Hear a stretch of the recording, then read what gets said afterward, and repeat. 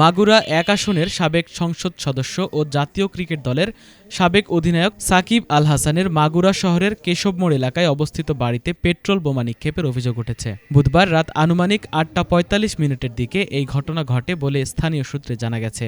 অভিযোগ অনুযায়ী বাড়ির দক্ষিণ পাশের লোহার প্রধান গেটের ওপরের অংশ লক্ষ্য করে হামলা চালানো হয়। খবর পেয়ে রাত আনুমানিক ৯টা ১৫ মিনিটে মাগুরা সদর থানা পুলিশের একটি দল ঘটনাস্থলে পৌঁছে পরিস্থিতি পরিদর্শন করে। তবে কারা এ ঘটনা ঘটিয়েছে সে বিষয়ে স্থানীয় কেউ নিশ্চিত করে কিছু বলতে পারেননি। এছাড়া এটি সত্যিই পেট্রোল বোমা ছিল নাকি অন্য কোনো বস্তু নিক্ষেপ করা হয়েছে সে বিষয়েও এখনও নিশ্চিত হতে পারেনি পুলিশ।